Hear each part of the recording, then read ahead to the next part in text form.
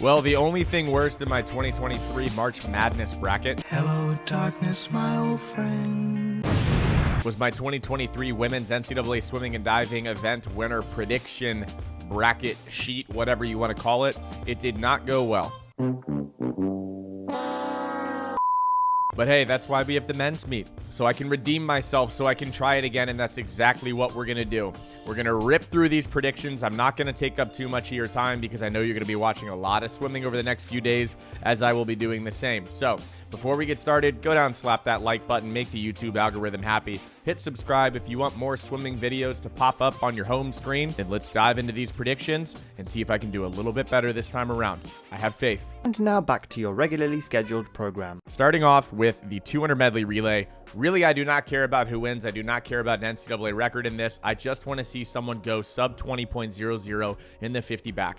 Cal's got a guy that can do it in Bjorn Seeliger. Kasper Stakowski from NC State, I think, really has a good shot. And Adam Chaney of the Florida Gators has been down in that range for quite some time. So I think Florida gets it done. I think they're too stacked in this 200 medley relay. I think we do see a 1999 or better, and I'm going to lose my mind. I'm going to be tweeting all over the place, and I'll probably make the most exciting YouTube video you've ever heard out of me because I have been wanting this for quite some time. Florida Gators get it done. New NCAA record. Someone's going sub 20. We're starting off with quite a few hot takes, and based on how my 2023 women's prediction sheet went, hopefully at least one of those comes true. All right, 800 freestyle relay. I got Texas in this one. I got Texas, and I know that might come as a shock as an ASU alumni. Well, guess what? These are as unbiased as I could get. These are purely with me trying to get as many of these right as possible. And Texas returning 3 guys on that 800 freestyle relay, I think they're going to be really hard to beat. We're talking about the guys that set the NCAA record last year, but I will say ASU's got a really good shot to get that title. You got Grant House, you got Leon Marchand, you got Julian Hill, you got Pat Salmon. I don't know who they're going to put on that relay, but you've got 2 guys that could be 129 and a couple 131s. Do the math real quick on there. This is as unbiased as it gets. This is literally just math. But I have Texas getting this one. The record might be safe. I think it's a close race. I think Texas edges ASU on night 1 to finish off the relay day. Now let's move in to the first full day with the 500 freestyle. Now, the 500 freestyle is going to be a really exciting event. It's deep. I don't think we're going to see an NCAA record go down, but I'm picking Jake McGahee of Georgia because he's been as close as anyone, I believe, in this field to that Kieran Smith 500 freestyle NCAA record. It's not held by Matt States, I don't think.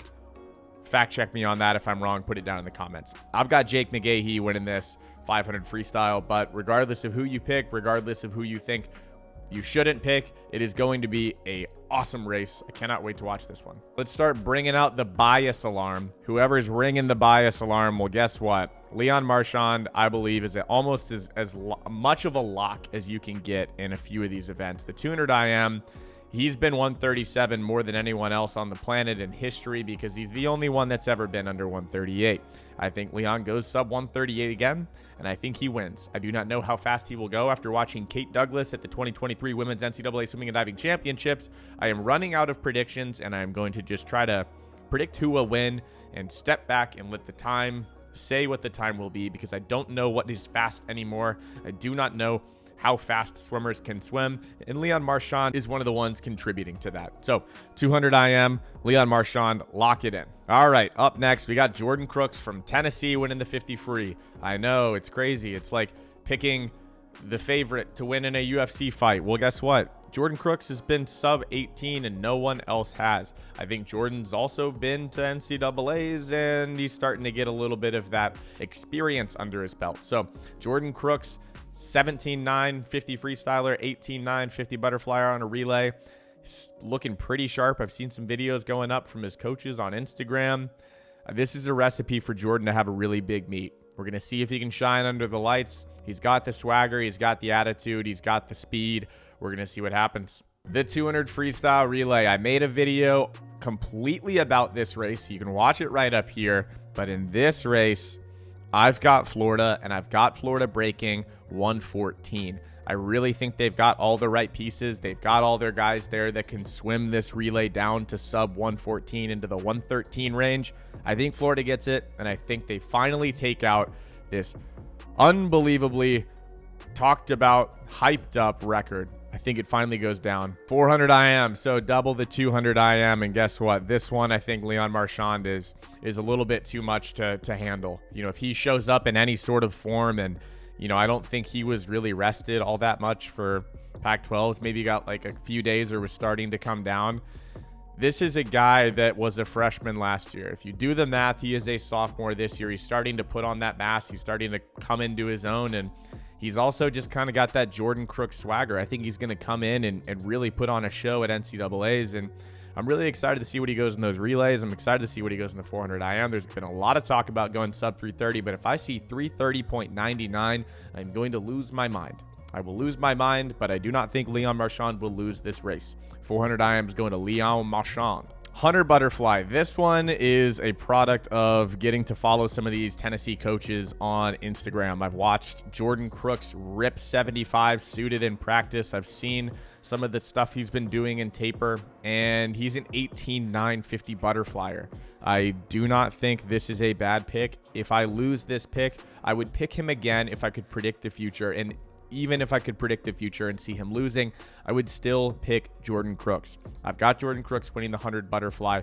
That's 2 Jordan Crooks picks. He's swimming one more event. Will I pick him in that? You will have to wait and see. All right, 200 freestyle. The grandpa of the NCAA, Grant House. This is his last season, I believe, unless he can sneak one more in. I've got him winning the 200 freestyle. He's just got too much experience, and he's going to be 130. He's going to be 130, 1-0 in prelims. He can just do that. He knows how to get out there. He knows how to swim a time to get into finals, and then lights, camera, action. Let's see what goes on from there. But the 800 freestyle relay is going to be a really good indicator of what we're going to see in that 200 freestyle. I just think Grant House and his experience is too much to handle, and the fact that he probably didn't have to do much tapering for Pac-12s is also going to play into his favor. So Grant House 200 free. I think he finally goes sub 130. I think we see a 129.99 or better out of Grant House and a gold medal around his neck on the top of the podium. So Grant House 200 free. The 100 breaststroke, one of my favorite swimmers in the NCAA. I've got Max McHugh as a lock in this one. He got shot in the leg. He came back and then won again. I'm not going to pick against someone that can take a gunshot, come back, and then win an NCAA title. Max McHugh, 100 breaststroke. He's back under 50 point. Will he break Ian Finnerty's record? I do not know. That's a tough record, but if anyone's going to do it, I think it's going to be Max McHugh. So Max McHugh, Minnesota, taking the 100 breaststroke. 100 backstroke. This one's fun. You got Bjorn, you got Adam Chaney, you got Kasper Stikowski, you got Destin Lasko. You got a ton of guys in this 100 backstroke, but based on the way he was swimming at SECs, I've got Adam Chaney. He's got ridiculous 50 backstroke speed. His breakouts are sick. I think he's going to go sub 44. I think a couple guys might go sub 44. It's going to be a fun one. This is kind of like the 500 free, and the fact that you've got a lot of guys vying for a title. There's really no standout. I don't have Adam Chaney as a lock, but I have him as my pick on this NCAA prediction show leading up to the 2023 NCAA Swimming and Diving Championships for the men.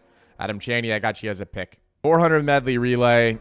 This one I really think is going to be Florida all the way. They've got the backstroke, they've got the breaststroke, they've got the butterfly, they've got the freestyle, and they've got so many interchangeable parts that they can move around throughout these relays and still make them capable of breaking NCAA records. This Florida team is really a sleeper. I don't know that they have the depth to compete for an NCAA title, but they do have the relay depth to maybe win 4 relays. This 400 medley relay is going to be a really fun one. They've already been really close to that famous Texas 400 medley relay that was John Shebbett, Will Lacone, Joe Schooling, and Jack Conger. If those names ring a bell, I believe that was the quartet that put up that 400 medley relay. I really think they could take it down. I think they're going to get another title, though. The mile, the long one, the long race. I've got Will Gallant of NC State winning this one. I watched him swim at ACCs. He looked good. He's a great miler. I think he's been like 14:30, but Kentucky's got a freshman that's in there. He's got nothing to lose. He's going to fire off probably pretty quickly. In that first, he's going to be in the top heat. It's going to be a fun race to watch unfold. I don't think we're going to see anybody go like 14:22 or anything like that, but I'd love to be proved wrong. I think I got Will Gallant, NC State, taking the title. This one, Destin Lasko, California, 200 back, 135 at Pac-12s. If he can replicate that, I don't know that anyone's going to come close to him. I think this is a runaway for Destin Lasko in the 200 backstroke. I think he takes the W, and I think he probably goes 135 low. maybe he goes even faster. I do not see anyone competing with him for this. That 135 kind of opened up a lot of eyes and dropped a lot of jaws, and I hope he does the same at NCAAs. Destin Lasco, 200 backstroke, California. I've got him taking the dub. Oh man, Kyle's so biased. He hates Cal. He hates the Golden Bears. Shut up. Bjorn Seeliger, 100 freestyle, he's going to win it. I really don't see anyone challenging Bjorn in the 100 freestyle. Jordan Crooks is a stud. Josh Leando is a stud. But I really think if anyone's going to be pushing that 40.0 barrier, I think it is Bjorn. Bjorn has been 18-0 in the 50, and he went the easiest 40-point 100 freestyle flat start I have ever seen in my life. Caleb Dressel has done it. Yes, he certainly has, but it looked more effortful, if that is a word, than Bjorn's 100 freestyle at Pac-12s. I do not see anyone beating Bjorn in this. I see him as a lock. Maybe I'll be wrong on that, but whatever. I see him as a lock, and I see him going like 40.2, if not lower. Yeah, this is going to be a fun one. Bjorn could have a breakout meet. I think he's flying under the radar on the 50 and the 100. I don't know that I see him vying for a title in the 100 backstroke. I think based on the fact that they didn't swim him in the 200 medley relay at Pac-12s, he might not be training a lot of backstroke. I do not know for a fact, but we're going to have to wait and see in that 100 backstroke at NCAAs. 100 free, though, I got him as a lock. Back to Bias Town. Ooh, chirp at me in the comments. Kyle's an ASU bias boy. Well, guess what? I went there, and Leon Marchand is going to go there to the end of the 200 breaststroke and win the 200 breaststroke. Will he break his NCAA record? We will find out.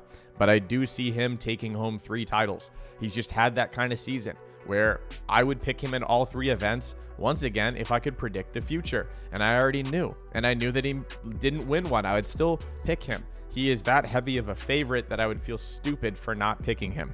Now, Hugo Gonzalez could vie for a title. Destin Lasco could vie for a title and take one of those away, but I just don't see anyone beating him in the 200 breaststroke for sure. We don't have Matt Fallon here this year. Leon could take that 200 breaststroke record even lower. He's the fastest in history in the event. I really think he's a lock for this 200 breaststroke. 200 fly, we got a couple guys under 140 so far this season, but I got Gabe Jett of California taking the win there. I didn't pick Jett in the 500 just because McGahee is such a stud in that race. He's been 407, 406, something in that range. And, you know, maybe Jett does come in there and snipe that title from him. But I do see him as the favorite and potentially winning the 200 fly. I think he could take that below 139. That 137 from Jack Conger, I think, is safe this year. But I've been proven wrong repeatedly by swimmers, so we will wait and see. That is what is going to be fun about this meet is I have no idea how fast these guys are going to go. People have been training very differently throughout the year. There are storylines everywhere, and we do not know who is going to win the team title. Speaking of team title, I will give you my prediction on team title right after I predict the 400 freestyle relay. 400 freestyle relay, I've got Florida again. That's right. Florida taking 1, 2, 3, 4 relays on my predictions, and that is not me being ridiculous. That is me being a realist. Florida has the best relays I think I have ever seen at the men's meet. It's reminiscent of the relays that Virginia has, although the field is a little bit closer. Now, Virginia has been doing things that don't make sense to my brain, my small swimmer media man brain. It doesn't make sense. They're winning these relays by miles. Florida won't win these relays by miles. I think they could win some of them handily, but 4 relays with this many ridiculously good teams vying for NCAA records is not something to scoff at, not something to take lightly. I really believe Florida could take all 4 of these, and I don't see them getting blown out in any of the relays that I've predicted them in. Now, a team title, I'm going all the way down to 5 on this one. All the way down to 5, and this one's going to be interesting, and here we go. Bring in the bias police, but guess what? Number 5, I've got NC State. Number 4, I've got Florida. Number 3, I have ASU. Number 2, I have Texas. Number 1, I have Cal. Now, let me give you my reasoning. I have ASU at number 3 just because they don't quite have the total depth to compete with a Cal or a Texas, who Texas I think is going to swim a lot faster than a lot of people are giving them credit for. And Cal just has that depth that's going to put 2 to 3 guys up in their last day you saw I picked 3 guys to win titles on the last day. You've got Destin, you've got Bjorn, and you've got Gabe. They just crush it on the last day. The relays are going to be right up there scoring in every single one. I think ASU is going to score in a lot of relays in the top 3. I think Florida's going to do the same. It's just the depth component. NC State's got a sleeper of a team. Florida, if things go right for them and wrong for other people, could sneak up into the top 3. But I'll run you back through it. I got Cal winning, Texas second, ASU third, Florida 4th, NC State 5th. Sound the alarms. Oh my goodness. Kyle didn't pick ASU. Guess what? I'm cheering for them. I hope they win. But I'm going to give you my predictions based on my analysis and based on what I think is going to happen. Thanks for watching. Go down, slap that like button. Tell me if any of these predictions seem like they're ludicrous, like they do not make sense. And I cannot wait to recap and hopefully get a lot more of these right than I did during the women's meet. Thanks for watching. Like the video. Subscribe if you want more videos like this to pop up on your home screen. And I'll see you in the next one. See ya.